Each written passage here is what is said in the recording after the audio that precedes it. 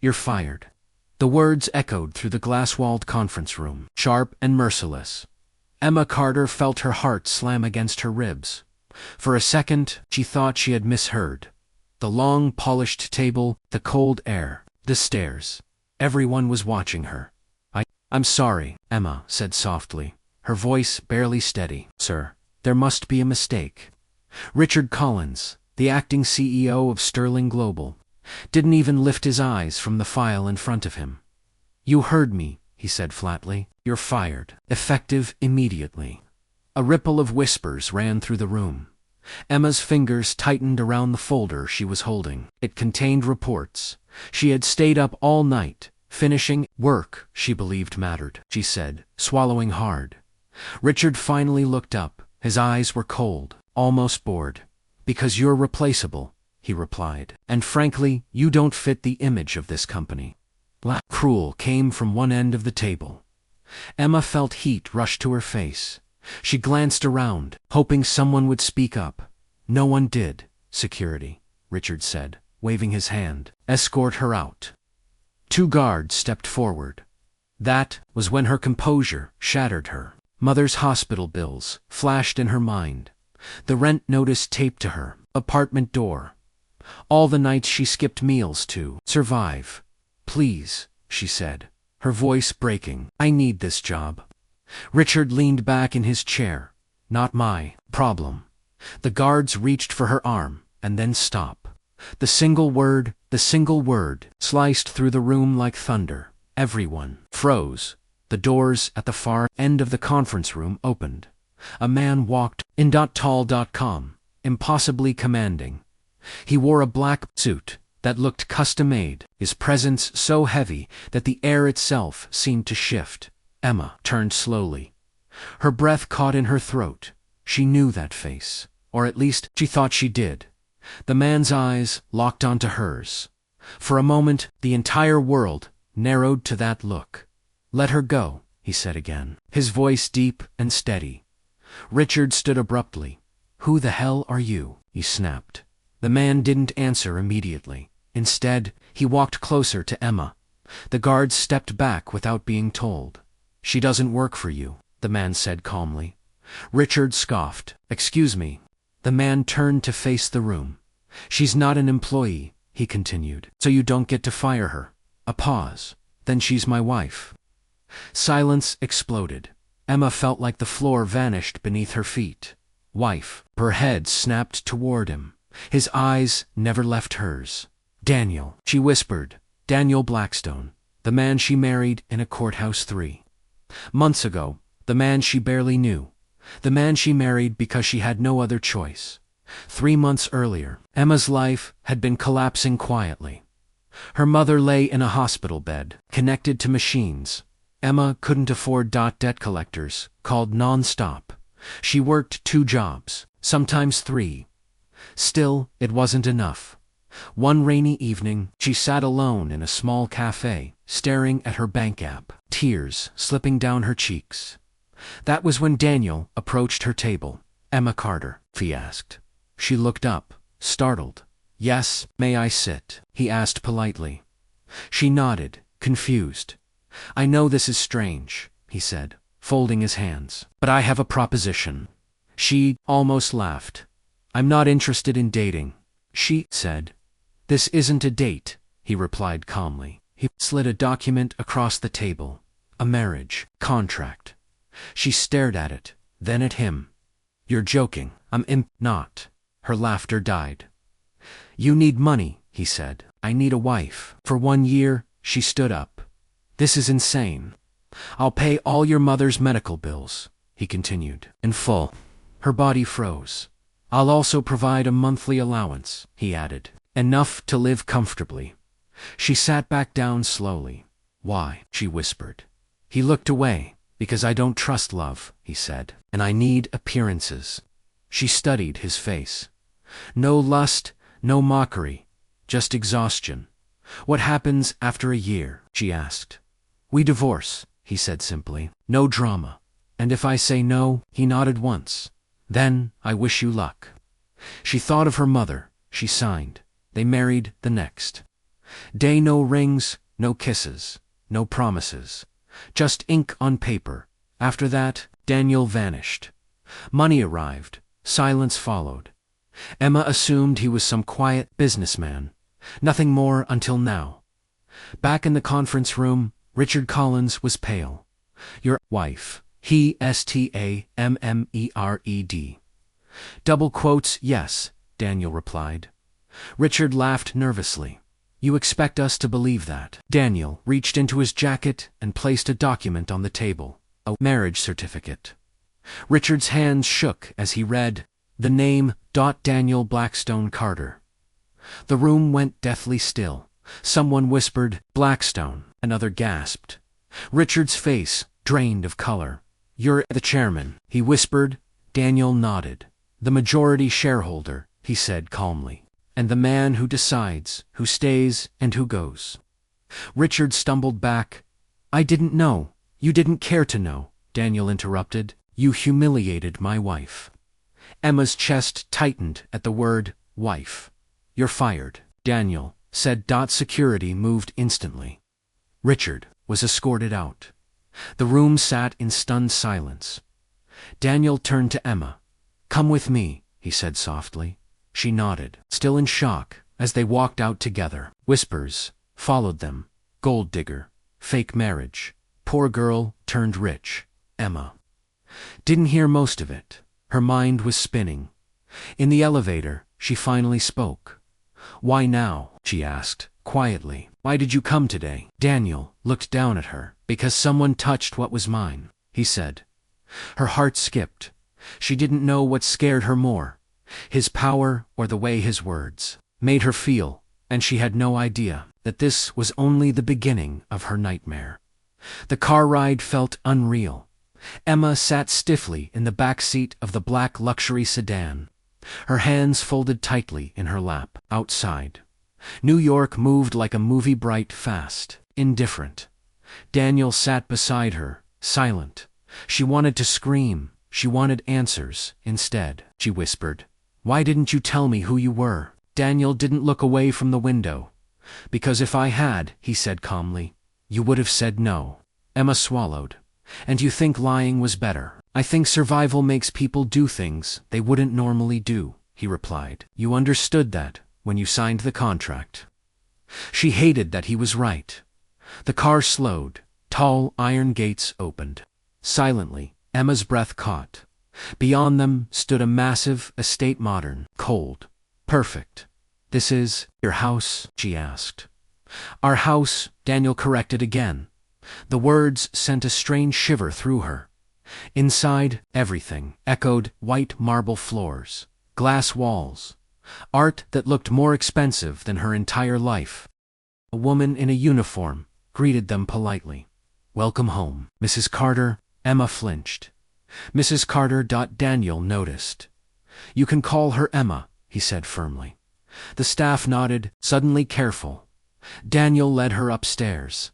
"This is your room," he said, opening a door. The room was beautiful, too beautiful. "And yours?" Emma asked quietly. He gestured down the hall. "Separate." Something in her chest tightened. She nodded, pretending not to care. That night, Emma lay awake, staring at the ceiling. Her phone buzzed. One notification, then another. Then dozens. Her name was everywhere. CEOs. Secret wife exposed. Who is Emma Carter? Poor assistant. Mary's billionaire. She scrolled. Comments burned her eyes. She trapped him. Classic gold digger. She doesn't belong. Her hands trembled. Knock came at the door. Daniel stepped inside. He saw her face. He saw the phone. "Give it time," he said quietly. "They'll move on." She laughed bitterly. "They're tearing me apart." He hesitated. "I can make it stop." "How?" she snapped. "By silence." "No," he said. "By standing beside you." The next morning, he proved it.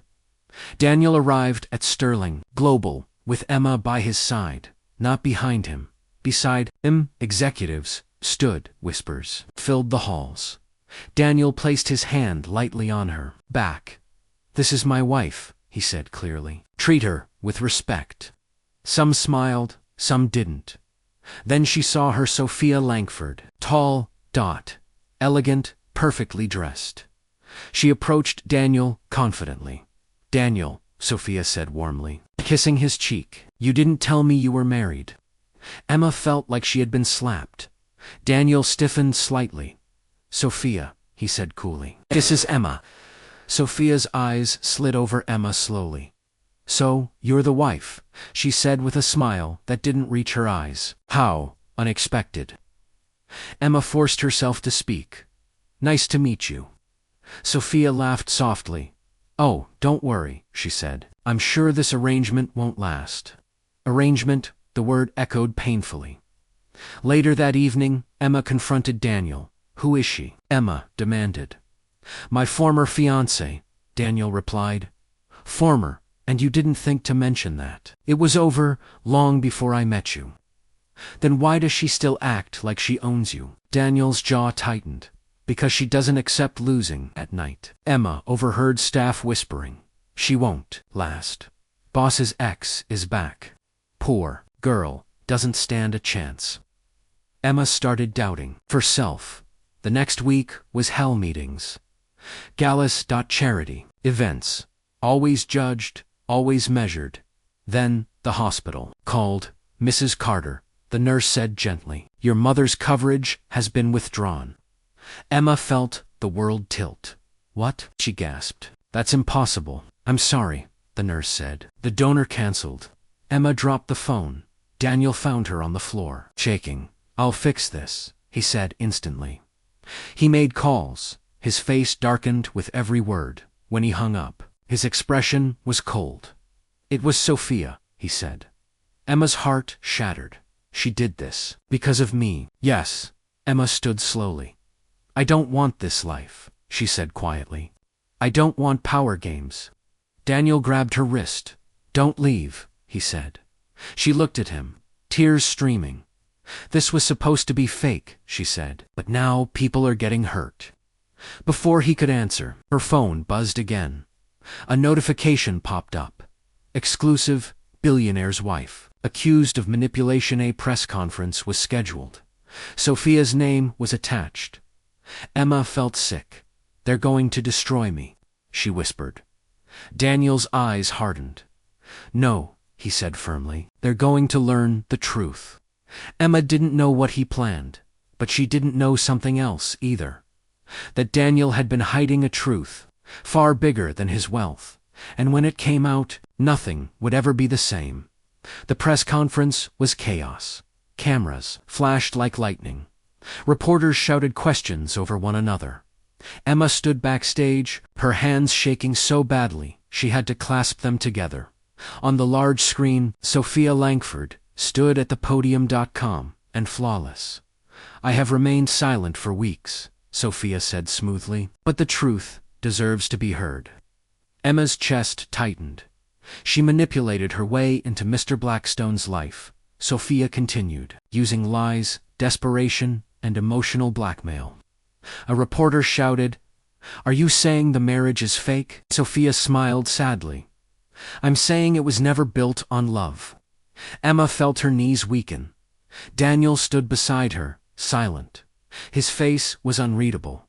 "I can't do this," Emma whispered. "Everyone believes her." Daniel turned to her.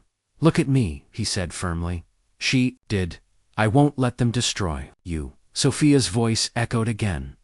"Sterling Global deserves leadership without scandal." That was it. Daniel stepped forward. "Bring the cameras," he said. Emma grabbed his arm. "Daniel, don't trust me," he said softly. They walked onto the stage together. The room exploded. Sophia's smile froze. Daniel took the microphone. "My name is Daniel Blackstone Carter," he said calmly, "and Emma Carter is my wife." Gasps filled the room. "But there's something else you should know," he continued. Sophia stiffened. "A year ago," Daniel said, "I was diagnosed with severe depression." The room fell silent. Emma turned to him in shock. "I stepped away from public life," he said. "I didn't trust anyone, not even myself." Sophia's face paled. Emma didn't know who I was, Daniel said. She didn't know my money, my power, or my name. Reporters leaned forward. She helped me without expecting anything. He continued. She listened when I couldn't speak. She stayed when I tried to disappear. Emma's eyes filled with tears. This marriage began as a contract, Daniel admitted, but it became real to me long before today. Sophia stepped forward angrily. You're lying, she snapped. She planned this. Daniel turned to her. You canceled hospital funding to threaten my wife, he said coldly. That alone ends this. Security moved toward Sophia. She laughed nervously. You won't dare.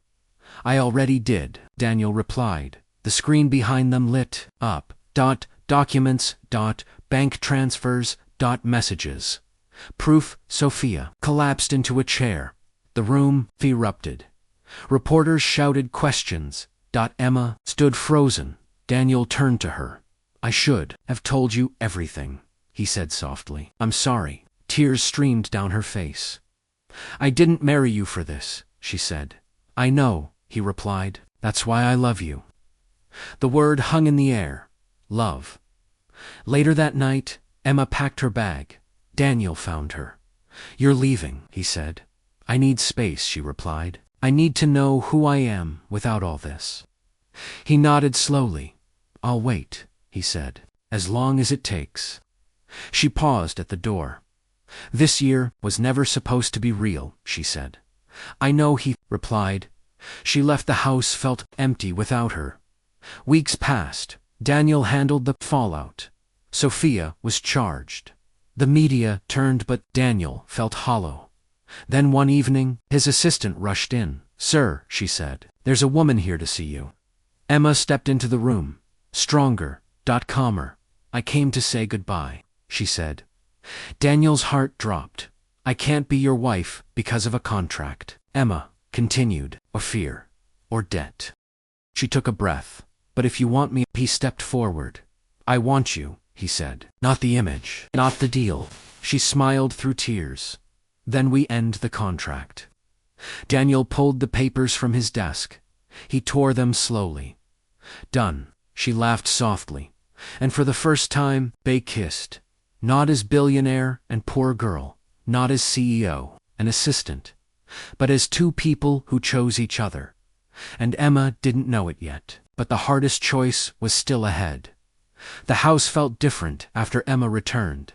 Not louder, not brighter, just warmer. Daniel noticed it in the small things. The way the kitchen lights stayed on late at night. The sound of soft footsteps in the hallway. The silence no longer felt heavy, but Emma kept her distance, not cold, just careful, she had learned. How fast life could change. One evening, Daniel found her in the garden.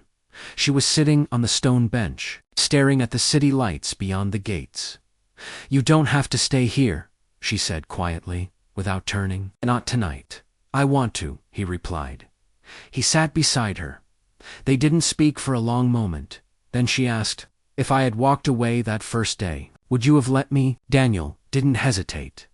Yes, she turned to him, surprised. Why? Because love that's forced isn't love, he said. And I promised myself I would never cage someone again. Her eyes softened. My whole life, Emma said. People decided my worth for me. Money did that. Power did that. He nodded. And now I want to choose, she said. Even if it scares me. He took a slow breath. Then, let me choose to. Weeks later, Daniel invited Emma to Sterling Global. She hesitated. I don't want a title, she said. I'm not offering one, he replied. In the boardroom, Daniel stood in front of everyone. This company has failed people like Emma, he said. Talented, loyal, invisible. He turned to her. I want you to lead the Carter Foundation, he said. Independent, fully funded, no interference from me. Emma was stunned. This isn't charity, she said carefully. No, Daniel replied. It's justice. She accepted not as his wife, but as herself. The press reacted differently. This time, they saw her work, her calm, her strength. The whispers changed. She earned it. She's not hiding behind Fim. Daniel watched from a distance. Proud one night, Daniel asked Emma to meet him somewhere special. The old cafe, the one where they first met. Rain tapped softly against the windows. He stood when she walked in. I didn't bring a contract, he said quietly. She smiled. That's good. He took out a small box. No cameras, no crowd. Just truth. I don't want a year, he said. I don't want appearances. He opened the box. I want forever. If you choose it. Tears filled her eyes. Are you asking me? As Daniel, she whispered. Yes, he said. Not the CEO. She nodded, laughing through tears. Yes. They planned a small wedding. No press, no billionaires. Just people who mattered. Emma walked down the aisle in a simple dress. Daniel waited, nervous. When she reached him, she whispered, You look terrified. I am, he admitted. I don't ever want to lose you. The vows were simple. No promises of perfection, only honesty. I choose you, Emma said. I choose you, Daniel replied. When they kissed, the room erupted in quiet applause. Later that night, Emma stood alone for a moment. A young woman approached her. Mrs. Carter, she said softly, you gave me hope. Emma smiled. Call me Emma, she replied. That was when she realized she was no longer the girl, fired in front of everyone. She was the woman who stood back up. Daniel joined her, slipping his hand into hers. Any regrets? He asked. She looked at him. At first I thought being fired was the worst day of my life, she said. He smiled, and now I know, she said softly. It was the day my life truly began. They walked away together, not because of money, not because of power, but because love, when chosen freely, changes everything.